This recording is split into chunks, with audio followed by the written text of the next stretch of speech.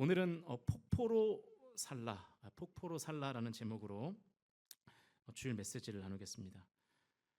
저는 아직 못 가봤지만 그 미국에 사시다 온 분들이나 미국 여행을 해보신 분들은 캘리포니아에 있는 세콰이어 국립공원을 가보셨을 거예요. 가보셨습니까? 뭐 여행을 뭐 네라는 대답이 나오네요. 네. 거기에 가면 세계에서 가장 큰 나무로 알려진 이 제너럴 셔먼 트리라는 나무가 있대요. 보여주시면. 네, 다들 안 가보셨군요. 저도 안 가봤습니다. 어마어마하게 큰 나무인데요. 저도 이 사진을 찾으면서 혼자 제 방에서 와 하고 놀랐는데 저만 촌스러운 게 아니었군요. 안 그래도 우리 이제 울산 지방이잖아요. 우리 이제 교회가 울산 지방에 제가 이제 친하게 지내는 목사님들이 있어요. 그래서 우리 교회를 센터에 놓고 왼쪽에는 이제 옥동 중앙교회 최재호 목사님 친하게 지냅니다. 그리고 이제 오른쪽에 울산 성결교회 한대수 목사님 제가 친하게 지내요. 한 달에 한 번씩 같이 밥도 먹고 우리 부부 동반으로 뭐 차 마시고 뭐 그러는데요. 이 두 분이 글쎄 다 미국을 갔다 오신 거예요. 뭐 거기서 막 유학도 하고 공부도 하시고 뭐 목회도 10년 이상 하시고 막 그러셔가지고 저희 굉장히 뭔가 위축이 되는 거예요. 저 미국 못 갔는데 그래서 한번 가야 될 것 같아요. 같이 한번 어떻게 저도 막 이스라엘 갔다 왔다고 막 자랑을 하긴 했는데 같이 촌스러워서 참 좋습니다. 아무튼 그 제너럴 셔먼 트리는 높이가요 약 한 84m 정도 된답니다. 아파트 25층 정도의 높이이고요. 나무의 지름이 11m래요. 나무의 둘레가요 31m랍니다. 그러니까 지름이라는 건 두께를 말하는 걸 거고 둘레는 이제 나무를 이렇게 돌아서 사람들이 쫙 설 수 있는 그런 길이를 말하겠죠. 그게 31m. 부피는 1591 세제곱미터입니다. 그러니까 이게 부피가 버스 10대 정도 된다고 하고요. 무게는 1385톤이랍니다. 대단하죠. 저런 큰 나무가 있는 거예요. 그런데 이 큰 나무가 강풍에도 잘 안 쓰러진다는 거예요. 원래 이렇게 높이 솟아있는 나무나 건물일수록 이렇게 바람에도 취약하거든요. 우리가 뭐 건설 현장에 세워져 있는 타워 크레인 사고가 나는 이유 중에 하나가 강풍 때문이잖아요. 높이 솟아있으니까 바람에 취약한 거죠. 그런데 이 세콰이어 나무는 강풍에도 안 쓰러진대요. 그래서 식물학자들이 그 이유를 궁금해서 이렇게 조사를 해보니까 이유가 있더라는 거예요. 이 세콰이어 나무들의 뿌리가 사방으로 수십 미터씩 자라 있다는 거예요.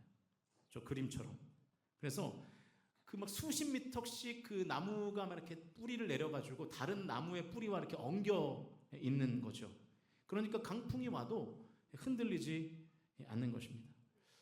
이 제너럴 셔먼 트리가 세상에서 가장 큰 나무로 불리는 이유는 단순히 뭐 나무의 키가 크고 그 두께가 두껍고 뭐 넓이가 넓어서만이 아닙니다.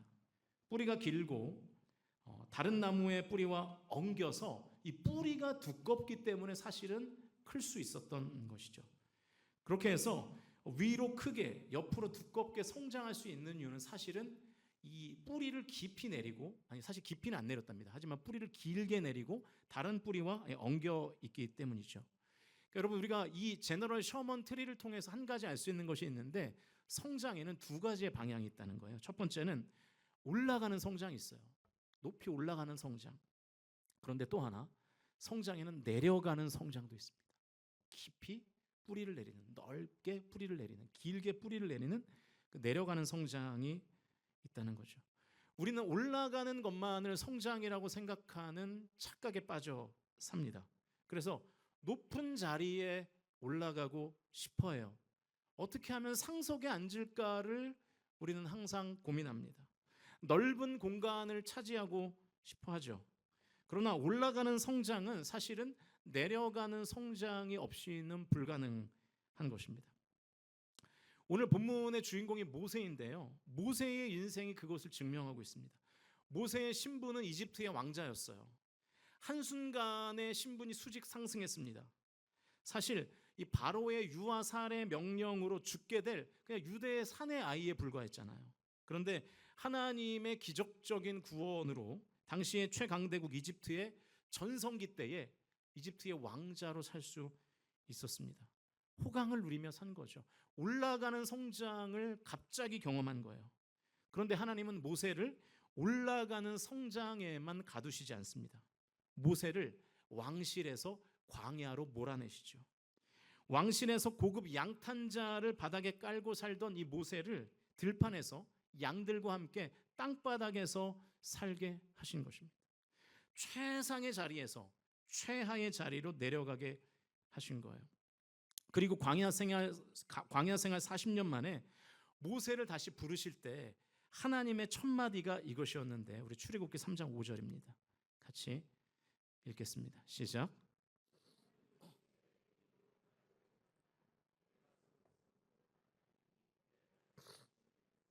자, 하나님께서 떨기나무 불꽃 가운데 임하신 후에 모세에게 좀 뭐라고 말씀하시냐면, 너 신고 있던 신발을 벗으라고 말씀하세요. 신을 벗으라는 명령은 보통 이 거룩한 땅과 신발을 대비하면서 해석하는 경우가 대부분입니다. 가능한 해석이에요. 하나님이 부르시는 그곳은 거룩한 땅이니까 세속의 땅을 밟았던 그 신발에서 신을 벗으라는 거예요. 그러니까 5절 말씀만 보면 신발을 충분히 이 거룩과 대비되는 세속의 상징으로 해석할 여지가 있어 보이죠. 모세의 인생이 실제로 그랬죠. 애굽 사람이 동족을 학대하는 모습을 보고 이 모세가 치기 어린 객기로 그 애굽 사람을 쳐 죽였다가 그 살인 사건이 들통이 나서 이 바로 왕이 모세를 죽이려고 하니까 이 광야로 도망가지 않았습니까? 그러니까 어떤 의미에서는 이 광야에서 모세가 신던 신발은 이 거룩과 대비되는 죄의 상징 혹은 세속의 상징이라고 볼 수 있겠죠. 그러니까 이 거룩한 땅에 들어올 때는 그 신발을 벗고 들어오라는 거예요. 그런데 이 신발을 벗는 행위에 대한 성경의 다른 용례들을 좀 찾아보면 단순히 이 신발을 과거 익숙한 예전의 과거의 상징 혹은 죄의 상징, 세속의 상징으로만 해석되기보다는 또 다른 의미가 있다는 것을 우리가 찾을 수 있는 것 같아요. 여호수아 5장 13절 말씀인데요. 화면을 보시면서 같이 읽어보겠습니다. 시작. 여호수아가 여리고에 가까이 이르렀을 때에 눈을 들어본즉 한 사람이 칼을 빼어 손에 들고 마주 서 있는지라. 여호수아가 나아가서 그에게 묻되 너는 우리를 위하느냐 우리의 적들을 위하느냐 하니. 이 본문의 시점은 여호수아가 이스라엘 군대와 함께 이제 여리고를 점령하기 직전이에요. 그러니까 여리고 전투를 앞두고 있는 시점이었습니다. 여호수아 앞에 한 사람이 칼을 들고 맞서 서 있는 거예요. 그래서 여호수아가 이렇게 묻습니다. 너는 나를 위하느냐 아니면 적들을 위하느냐. 그러니까 이런 얘기죠. 너 적군이야 아군이야 이런 말입니다. 이 말을 조금 자세히 풀어보면 이렇게 되죠. 지금 네가 나와 마주 서 있는데 적군이면 지금 나와 맞서 싸우고 아군이면 나와 맞서 서 있지 말고 내 뒤로 와라 그런 뜻이에요. 그랬더니 칼을 든 이 사람이 여호수아에게 이렇게 말합니다. 14절 말씀 읽어보겠습니다. 시작. 그가 이르되 아니라 나는 여호와의 군대 대장으로 지금 왔느니라 하는지라. 여호수아가 얼굴을 땅에 대고 엎드려 절하고 그에게 이르되 내 주여 종에게 무슨 말씀을 하려 하시나이까. 너 아군이야 적군이야 라는 여호수아의 질문에 이 한 사람이 여호와의 군대 대장이다. 나는 여호와의 군대 대장이다 이렇게 대답합니다. 이 말을 듣고 여호수아가 납작 엎드리죠.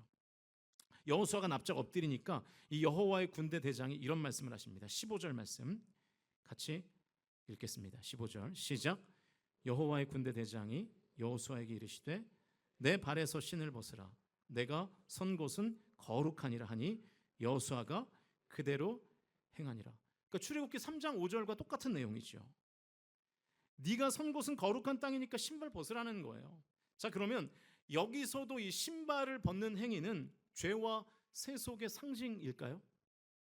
사실 이 맥락에서는 그럴 리가 없거든요. 왜냐하면 여호수아 5장 앞부분에서 이스라엘 백성들이 할례를 행하는 장면이 나오거든요. 할례의 의미는 아시잖아요.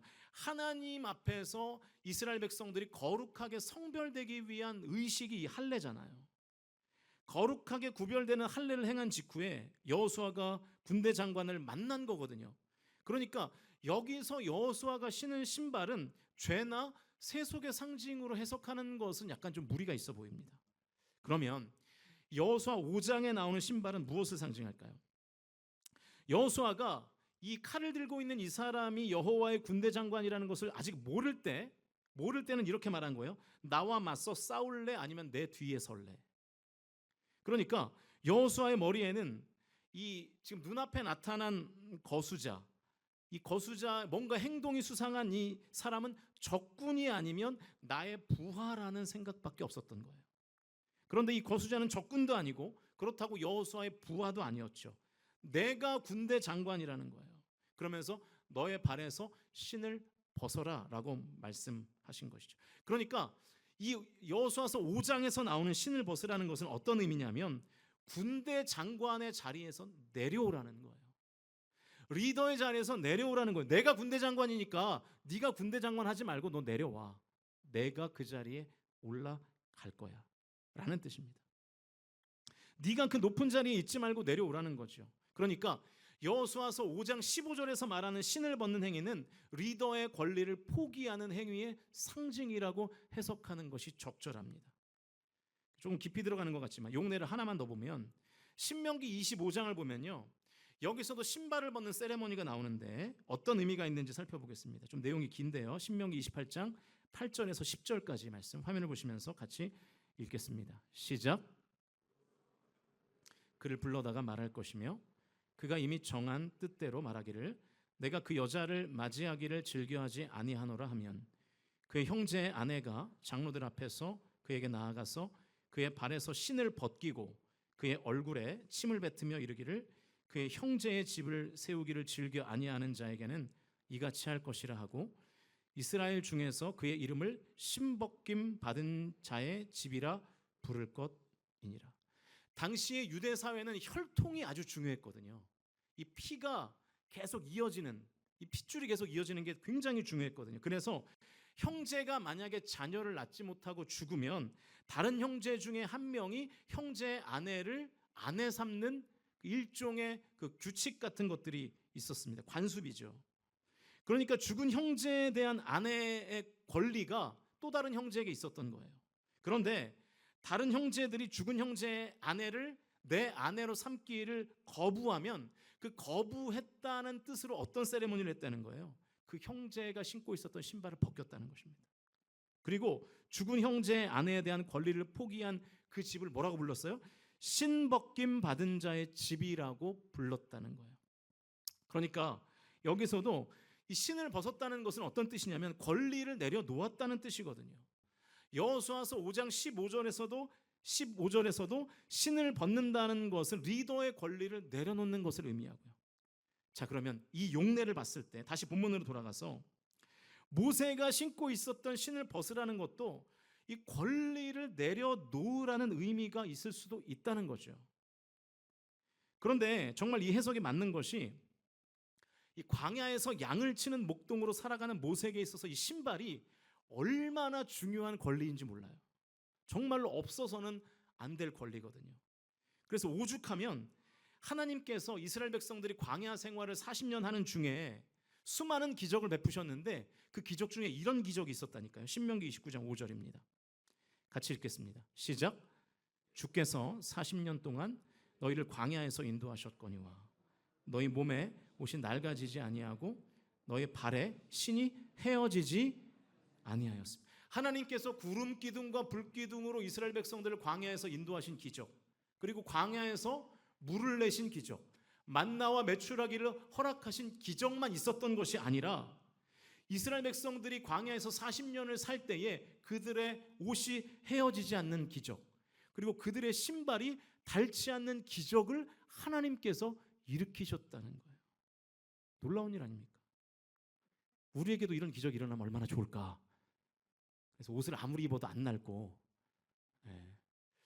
제가 작년에 그 신던 구두가 한 7년 정도 된 구두였는데 너무 낡아서 버렸거든요. 이제 작년에 새 구두를 샀는데 새 구두도 너무 금방 이렇게 헤어지는 거예요. 여러분 돈이 아니라고 전혀 아깝지 않으신 것 같은데 얼마나 아까운지 모르겠어요. 제가 지금 여기 성경책이 많이 헤어졌잖아요. 이거 제가 2011년도에 처음 대전에서 이제 풀타임 사역을 하면서 샀던 성경이거든요. 근데 다 헤어졌어요.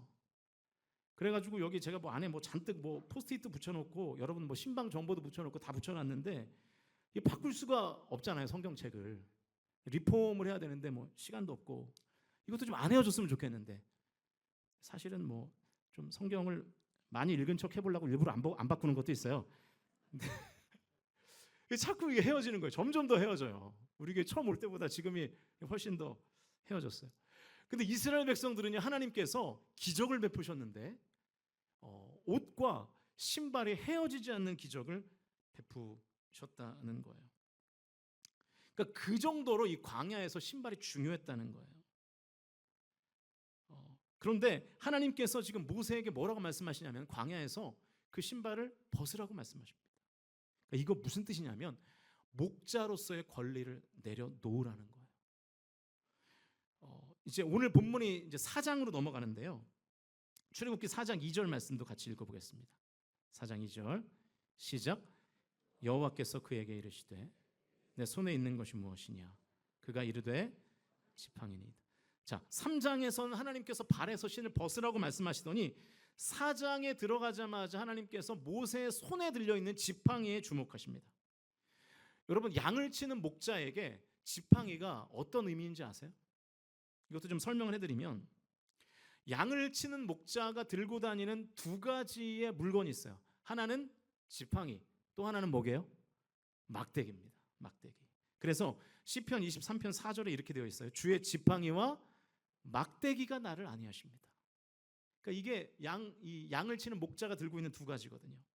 지팡이와 막대기는 다 올리브 나무로 만듭니다.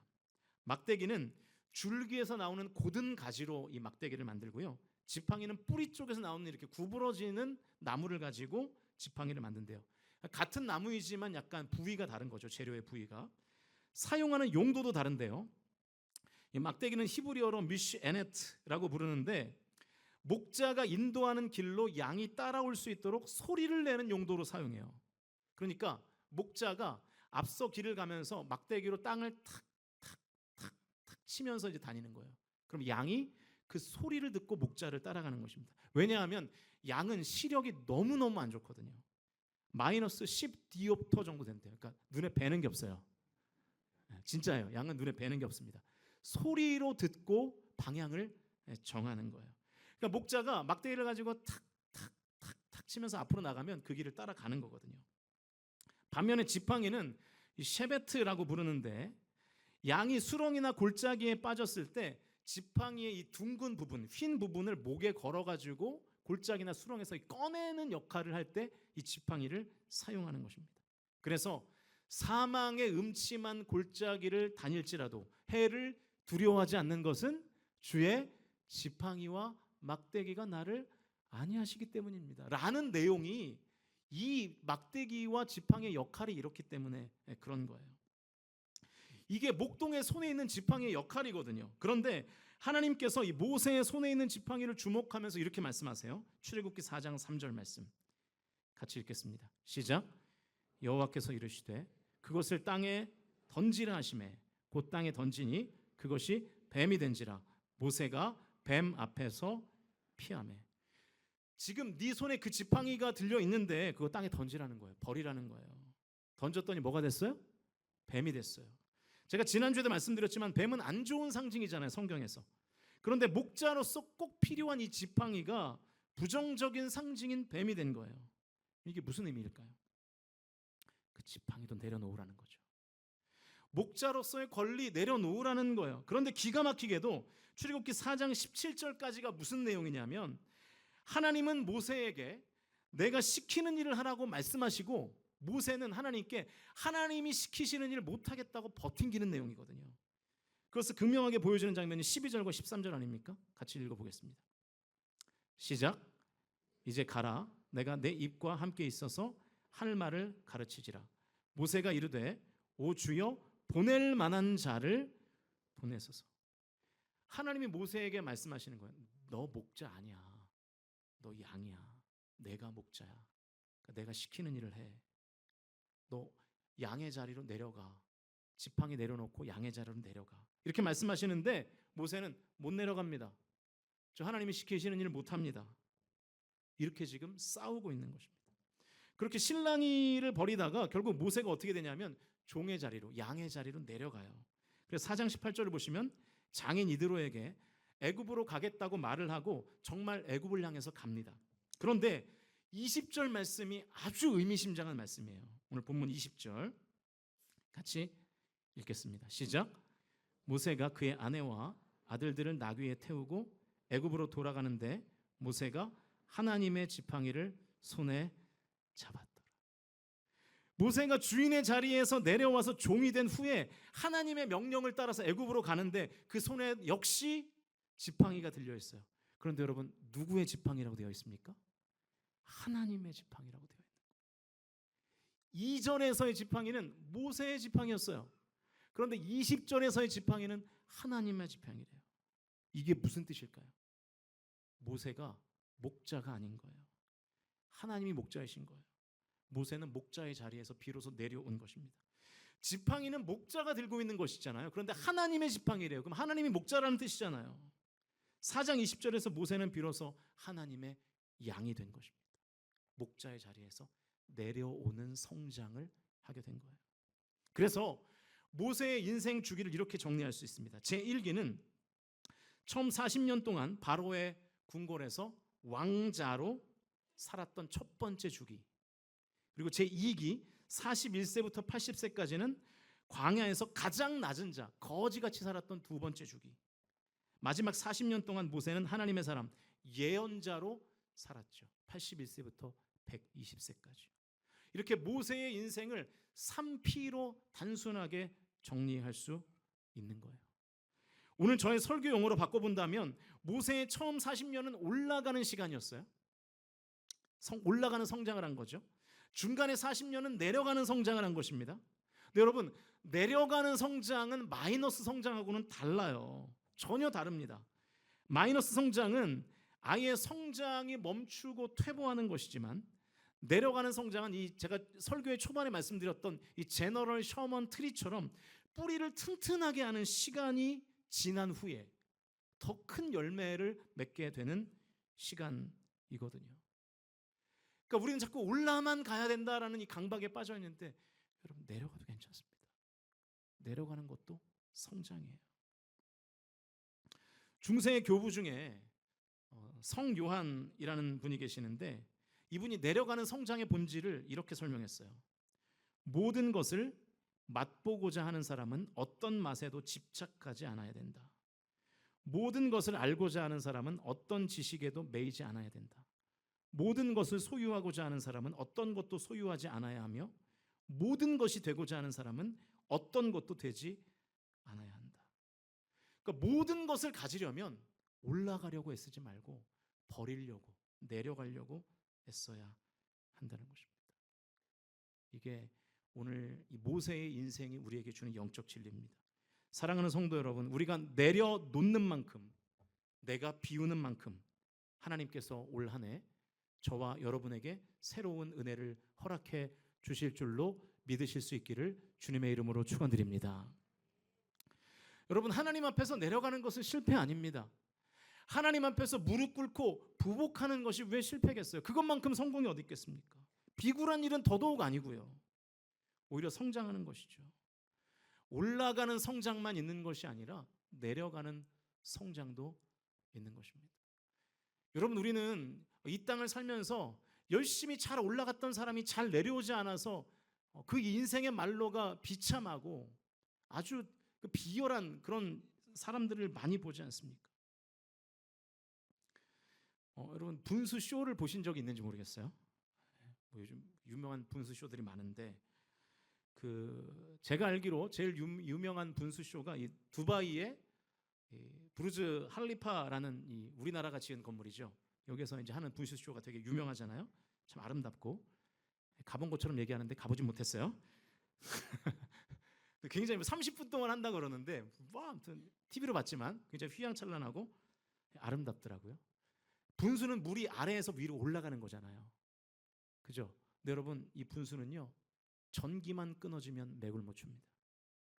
전기로 물을 끌어올려야 되거든요. 전기 에너지로 억지로 물을 끌어올리는 것이 이 분수잖아요. 그러니까 이 분수쇼는 멋있지만 사실은 에너지를 낭비하는 거예요. 심지어 돈도 낭비해요. 관람료가 30분에 3만 원이래요. 비싸죠. 반면에 여러분, 폭포는요, 전기가 필요하지 않습니다. 에너지를 낭비하지 않아요. 폭포는 절대로 그리고 끊어지지 않아요. 전기가 차단돼도 폭포는 계속 물이 흐릅니다. 아래로 떨어지죠. 오히려 이 물이 떨어지는 힘으로 에너지를 생산하잖아요. 물이 아래로 내려가면서 오히려 에너지를 발생시켜서 우리가 그 에너지를 사용하고 있지 않습니까? 잘 들으세요. 성도의 정체성은 분수가 아니에요. 폭포입니다. 우리가 내려갈 때 에너지가 발생하는 거예요. 왜냐하면 내가 내려가야 하나님이 높아지셔서 하나님의 에너지로 우리가 살 수 있기 때문입니다. 사랑하는 성도 여러분, 올 한 해 올라가셔야죠. 올라가는 성장도 있으시기를 주님의 이름으로 축원드립니다. 그러나 올라가는 성장과 동시에 내려가는 성장, 뿌리를 깊이 내리는, 뿌리를 넓게 내리는, 뿌리를 길게 내리는 성장도 저와 여러분 가운데 있으셔서 저와 여러분이 내려가는 성장을 통해서, 비우는 성장을 통해서 하나님께서 에너지를 채워주시는 그 은혜를 오늘 그리고 앞으로의 삶 가운데 경험하실 수 있기를 주님의 이름으로 축원드립니다. 이제 말씀을 정리하겠습니다. 그러면 어떻게 우리가 내려가는 성장을 밟을 수 있을까요? 제가 오늘도 한 사람을 좀 소개하면서 메시지를 마무리하고 싶은데요. 여러분 혹시 닉 왈렌다라는 사람을 아십니까? 이분이 뭐라냐면 외줄타기의 명인이에요. 여러분 이분이 이 닉 왈렌다가 그 장대를 들고 건너면서, 여러분 저보다 더 영어 잘하시니까 뭐라고 얘기하는지 들으셨어요? Praise the Lord, Praise Jesus. 하나님을 찬양합시다, 하나님을 높이시다, 막 이러면서 이제 건너는 거예요. 평균 한 60번 정도 이 말을 한대요. 본인의 이야기입니다. 이분이 이제 그 외줄타기를 끝내고 내려오면 하는 게 또 한 가지가 있는데, 외줄타기가 끝난 다음에 직후에 항상 하는 게 뭐가 있냐면 3시간 동안 땅바닥에 있는 쓰레기를 줍고 다닌대요. 항상 외줄타기에 성공하면 항상 땅으로 내려와서 3시간 동안 쓰레기를 줍는데요. 이게 여러분 뭐 하는 것 같습니까? 제일 높은 곳에 있다가 제일 낮은 곳으로 내려가는 거예요. 그렇게 3시간 동안 제일 낮은 곳에서 쓰레기를 주우면서 내려가는 성장을 경험하는 것입니다. 왈렌다는 이렇게 말해요. 내게는 겸손이 자연스럽지 않다. 쓰레기 줍는 것은 능동적으로 나 스스로를 낮추는 일이다. 교만으로 넘어지지 않기 위해서 그렇게 한다. 닉 왈렌다가 2가지를 했어요. 첫 번째는 하나님을 높였습니다. 비록 자기도 지금 높은 곳에 있지만 그 높은 곳에서 더 높으신 하나님을 찬양했죠. 그리고 높은 곳에서 내려와 낮은 곳으로 갔습니다. 사랑하는 성도 여러분, 모든 순간에 하나님을 높이실 수 있기를 주님의 이름으로 축원드립니다.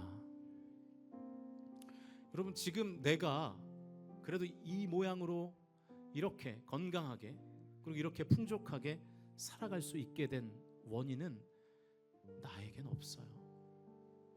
왜냐하면 여러분, 생명을 누가 주셨습니까? 시간을 누가 주셨죠? 여러분에게 먹고 살 수 있는, 이 땅에서 성공할 수 있는 재능을 누가 주셨습니까? 그 기회를 누가 주셨습니까? 다 하나님께서 주신 줄로 믿습니다. 믿으십니까? 그러므로 내가 높아질 이유가 없어요. 내가 뭐라고? 하나님을 높일 이유만 있는 거죠. 하나님을 높임으로 낮아지고 내려가는 성장을 우리 성광의 모든 성도들이 하실 수 있기를 주님의 이름으로 축원드립니다. 2번째, 내가 낮아지는 내려가는 성장을 하기 위해서는 하나님이 시키시는 것을 하는 방법으로 내려가는 성장을 이룰 수 있습니다. 하나님께서 모세에게 일을 시키셨잖아요. 너 출애굽 지도자로 세워줘야 돼.